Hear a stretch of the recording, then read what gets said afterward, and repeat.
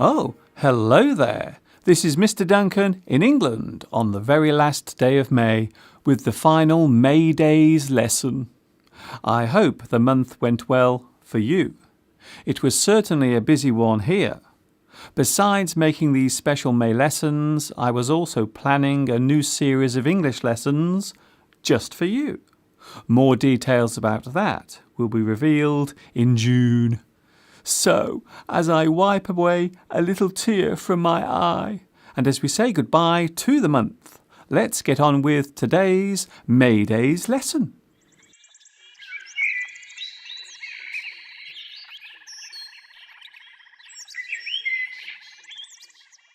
Have you ever noticed how all of the pleasurable and enjoyable things in life have pitfalls? The word pitfall means the downside of something. The hazard or danger of doing something can be described as the pitfall.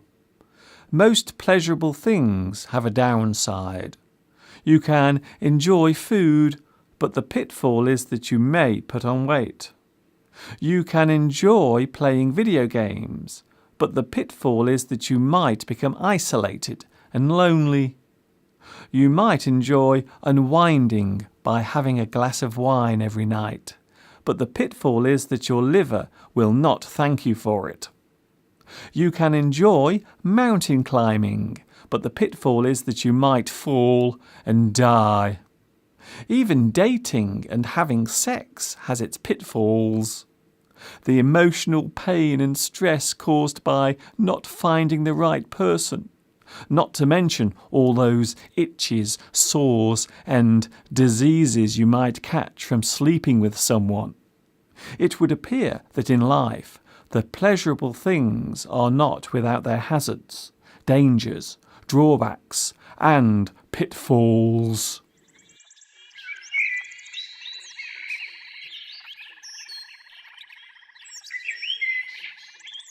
They say that love is a many splendid thing. This leads to it being something that is often sought and searched for. There are many reasons why we look for love, and just as many reasons why it is often hard to find. The urge to find love is part of the human psyche. The word psyche means the human mind and the deep thoughts contained within it. You might even describe the psyche as the background program of the brain. Some would describe it as the spirit of a person. Your psyche helps to make you the person you are. There is no greater gift than the love of another person. Of course, love can come in varying amounts from anyone.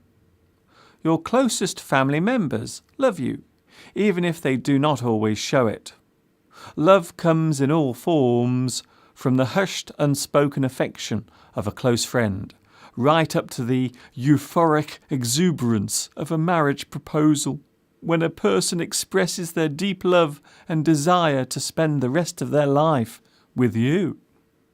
The downside is that when it comes to searching for and keeping that special one, it would appear that love is not easy to find, but can be easy to lose. They say that love is blind. They say that it is fickle. To be fickle means that something changes easily from one thing to another. Most commonly, it relates to making a choice and then changing that choice when something new or better comes along. A person might find someone to love and then find someone better later. Young people can be very fickle. The interest in this week's new fashion or fad can quickly fade away when something new comes along, be it a new computer game, an updated mobile phone, or a new pop star or boy band. But in all fairness, everyone is capable of being fickle, capricious, erratic, and whimsical. A change of mind can happen in an instant, and quite often without any discernible reason. The course of true love is rarely a smooth one. The need for love can sometimes blur our reasoning.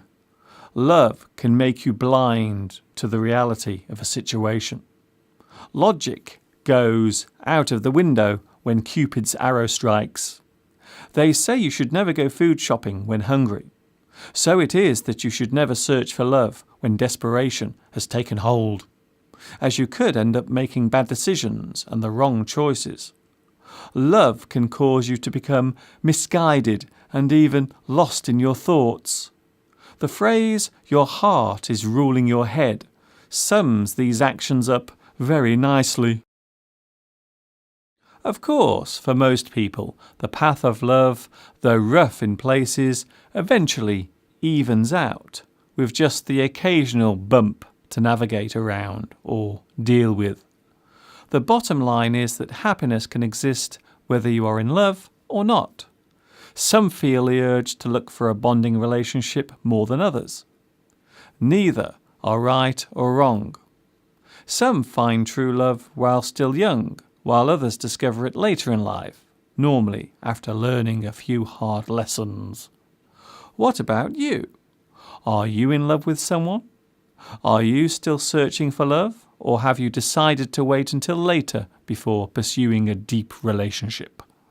Whatever you decide, I wish you happiness and good love.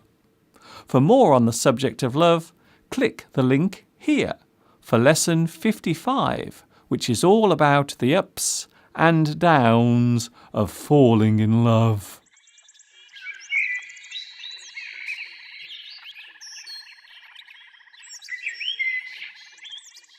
I have received a message from Daniel in Germany, who asks, "Do you ever look at your old lessons from many years ago?" Well, Daniel, in moments of quiet reflection or when I'm feeling sentimental, I like to look at some of my earlier lessons. It is interesting to see how my videos have changed over the years, as well as my appearance too. Quite a few of my lessons were made before YouTube started showing videos in high definition. I did go back and remake some of the very early lessons in a much higher quality. It is worth mentioning that my Lesson 1 video, which is still in its original quality, is about to pass its 10 millionth view, which is something I'm very proud of.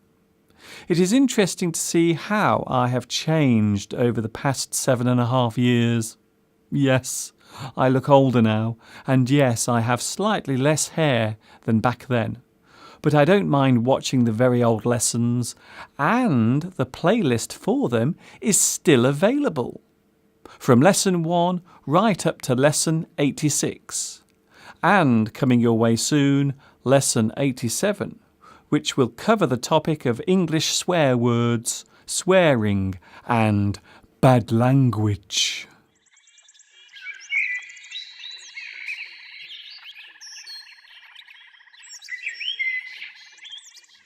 The other evening I was out working in my front garden, planting a large bush in the ground. It was hard work, as the bush was tall and heavy. It was back-breaking work. If a task is back-breaking, then it is tiring and requires a lot of effort, energy, and exertion to complete. In fact, I almost did break my back doing it. I think I have strained it.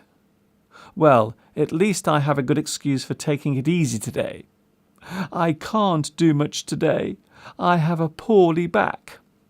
In this sentence, poorly means unwell.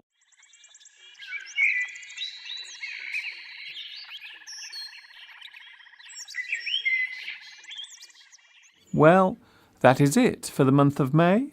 There will be no more May days after this. June will be here, which can only mean one thing. Summer is on the way here in England.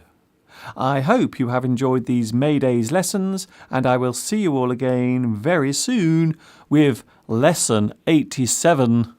This is Mr. Duncan in England, saying thanks for watching me, teaching you, and of course, for the last time in May, Ta-ta for now.